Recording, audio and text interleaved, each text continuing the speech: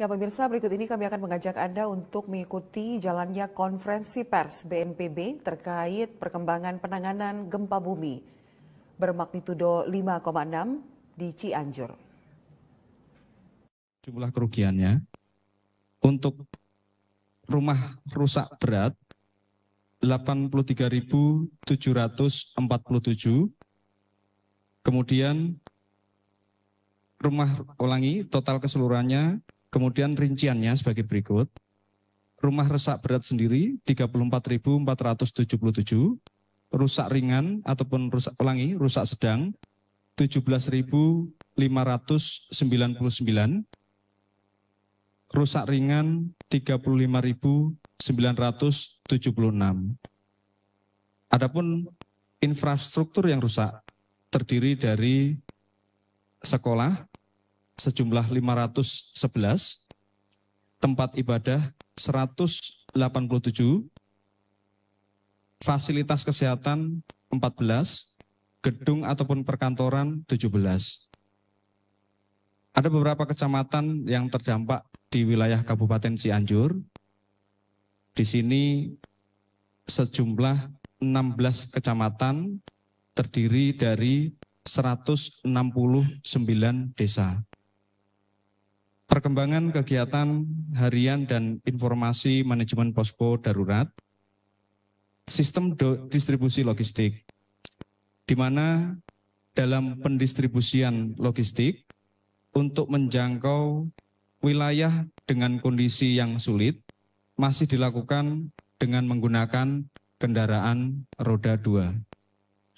Adapun beberapa logistik yang diberikan adalah air mineral 100 dus, beras 2.600 kg, mie instan 172 dus, obat-obatan 18 dus, selimut 495 pieces, perlengkapan ibadah 30 pieces, makanan dalam kemasan 52 pieces, pakaian dalam 12 dus, terpal 229 lembar, paket sembako 400 paket, dan matras 450 lembar.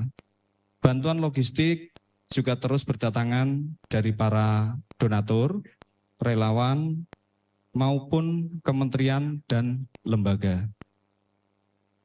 Relawan sendiri yang terlibat terdiri dari organisasi relawan, sejumlah 347 organisasi bekerja di 15 sektor, jumlah personil 4.982 relawan, tugas dan dukungan akan dibagi sedemikian rupa, baik untuk dukungan pencarian dan evakuasi, dukungan logistik dan pengungsian, pendataan kerugian material dan tugas-tugas lainnya. Kondisi kegempaan, BMKG merilis kegempaan setelah berjalan beberapa hari ini mulai sudah melemah, di mana masyarakat dihimbau dapat kembali ke rumah yang tidak rusak berdasarkan pemantauan 7 hari. Terakhir sampai dengan hari ini menunjukkan bahwa aktivitas gempa bumi, baik itu gempa bumi susulan, maksud kami, secara fluktuatif semakin mengecil dan frekuensinya semakin jarang. Dengan mempertimbangkan kondisi tersebut, maka masyarakat dapat kembali ke rumah masing-masing dengan catatan kondisi bangunan rumahnya tidak mengalami kerusakan struktur. Bagi warga yang kembali ke rumah, dihimbau untuk menata perabotan rumahnya sedemikian rupa agar jalur evakuasi keluar rumah menjadi lapang dan tidak terhalang oleh benda apapun. Kemudian selanjutnya kami sudah terbentuk satuan tugas IC Commander Bapak Bupati, kemudian tersun di belakang bawahnya. Kami dalam Satgas sudah terbentuk menjadi beberapa bagian, di mana dalam bagian ini optimis bisa melaksanakan tugas ini dengan sebaik-baiknya. Demikian untuk update sampai dengan sore hari ini. Wassalamualaikum warahmatullahi wabarakatuh. Terima kasih Pak Dandi. Selanjutnya mohon arahan dari Basarnas terkait penanganan di lapangan, apakah itu evakuasi yang terluka ataupun evakuasi korban-korban yang belum ditemukan sampai saat ini. Apalagi SDM-nya saya yakin makin hari makin terbatas, ditambah situasi cuaca yang ekstrim kalau di atas sana itu sering berubah dengan cepat. Silakan. Baik, Assalamualaikum warahmatullahi wabarakatuh.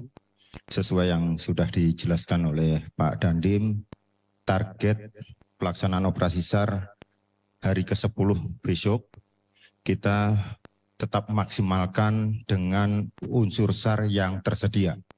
Salah satunya SARDOC, terus K9 Polda Jabar, terus kita maksimalkan lagi dengan penggunaan ekskavator. Begitu juga tim dari Basarnas Special Group, masih ada 4 tim yang ada di lapangan, berupaya terus-menerus melakukan pencarian dan kalau sudah berhasil kita evakuasi ke Rumah Sakit Sayang. Itulah strategi kami semaksimal mungkin dengan komponen unsur SAR kita laksanakan pencarian secara maksimal di dalam worksheet terutama di Cijedil dan Cicadas. Begitu juga adanya laporan terbaru di Mangunkerta, ada 2 warganya yang sampai saat ini belum ditemukan. Insya Allah besok pagi akan kita asesmen ulang titik di mana pada saat hilang tersebut. Demikian. Selanjutnya Pak Kapolres, mohon arahannya terkait Kamtibmas di lapangan, terutama di areal yang terdampak. Ya, terima kasih. Assalamualaikum warahmatullahi wabarakatuh. Saya hormati Pak Dandim, dan dari Basarnas, dari BMKG, rekan-rekan media yang saya hormati dan saya banggakan. Disampaikan bahwa sampai dengan saat ini secara umum situasi di tempat pengungsian sementara berdasarkan laporan dan pemantauan yang kami lakukan, baik Polri, TNI, dan pemerintah daerah yang setiap saat terus melakukan pemantauan, baik dalam kondisi kebutuhan pokoknya, makan, minum, dan juga kesehatan dari masing-masing warga yang mengungsi di tempat-tempat pengungsian.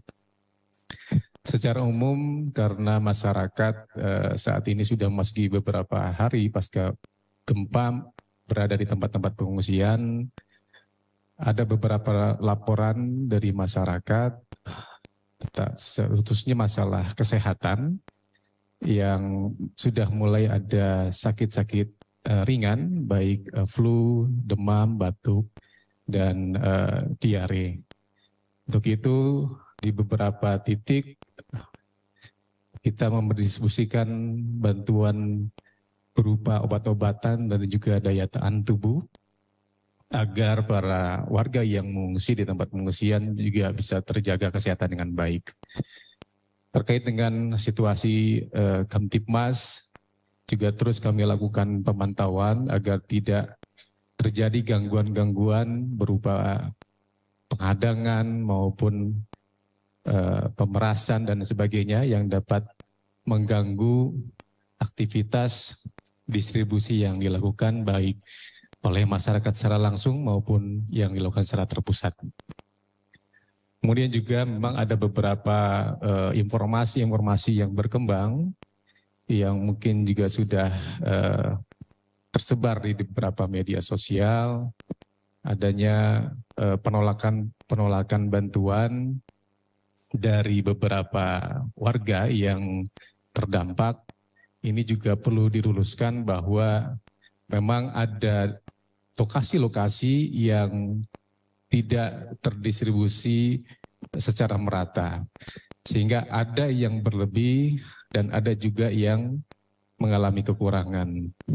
Sehingga ada juga barang-barang yang sebetulnya itu juga sudah mendapatkan bantuan, contohnya seperti pakaian-pakaian yang layak pakai, yang juga sudah diberikan bantuan oleh masyarakat, itu jumlahnya memang cukup banyak di beberapa titik. Sehingga adanya tempat-tempat untuk dikumpulir kembali agar bisa didistribusikan ke lokasi-lokasi yang lain. Sehingga perlu juga disampaikan bahwa informasi adanya penolakan bantuan dari warga Cianjur itu dipastikan tidak benar, karena masyarakat Cianjur sangat-sangat membutuhkan dan bantuan ini sangat diharapkan oleh masyarakat. Sehingga jangan sampai nanti ada informasi-informasi bahwa ada penolakan-penolakan.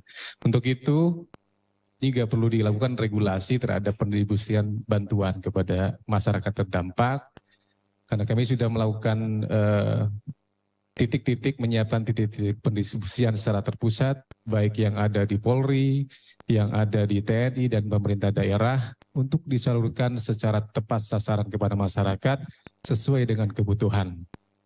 Karena apabila dilakukan secara tersendiri, masing-masing mendatangi titik-titik lokasi, yang terjadi adalah ketidakmerataan bantuan-bantuan logistik atau stok logistik yang ada di tempat-tempat pengungsian. Dan juga dampak terhadap kepadatan lalu lintas yang berada di lokasi atau akses menuju lokasi tempat pengungsian. Saya kira itu yang perlu disampaikan. Sekali lagi terima kasih atas kehadiran rekan-rekan media. Kami kembalikan kepada moderator. Assalamualaikum warahmatullahi wabarakatuh. Terima kasih Pak Kapolres. Selanjutnya kami mohon ada statement dari BMKG, kondisi saat ini dan potensi untuk ke depan. Baik cuaca atau mungkin juga potensi gempa susulan itu mungkin.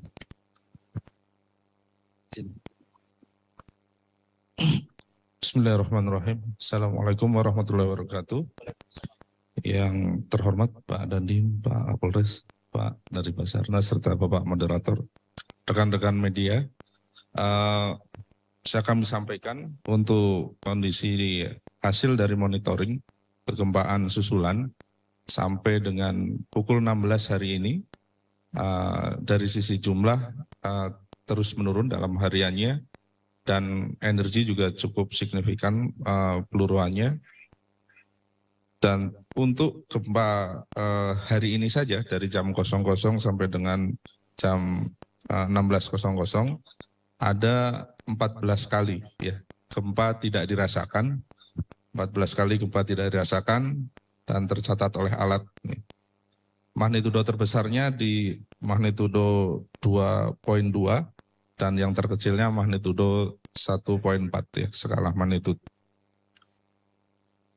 Untuk kondisi dari cuaca sendiri yang di sini juga perlu menjadi pertimbangkan untuk kegiatan di lapangan maupun warga yang menghuni di lapangan yang di luar rumah.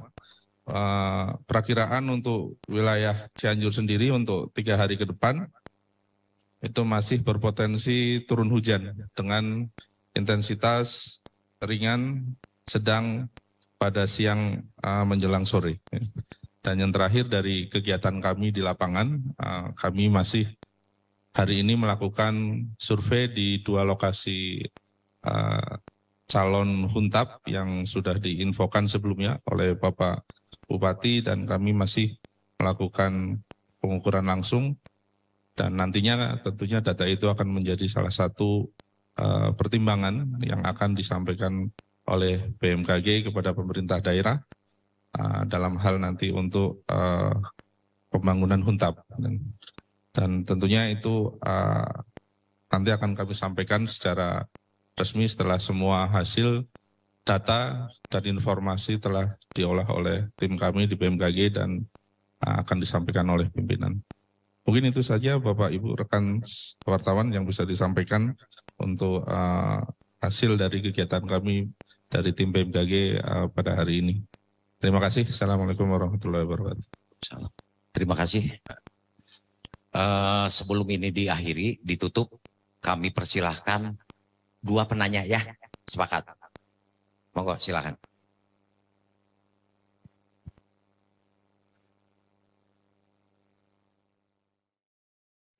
Ya, pemirsa, itu tadi konferensi pers dari pihak BNPB dan juga BMKG dan beberapa instansi terkait yang mengatakan tentang perkembangan penanganan bencana gempa Cianjur.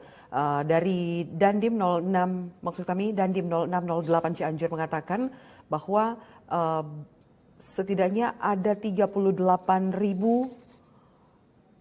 rumah atau bangunan yang rusak, itu belum termasuk fasilitas kesehatan dan juga beberapa gedung perkantoran. Kemudian dari relawan ada sekitar 347 organisasi dari berbagai organisasi dengan mengerahkan lebih dari 4.000 relawan. Ini diperbantukan untuk pencarian, evakuasi, urusan logistik dan juga pendataan.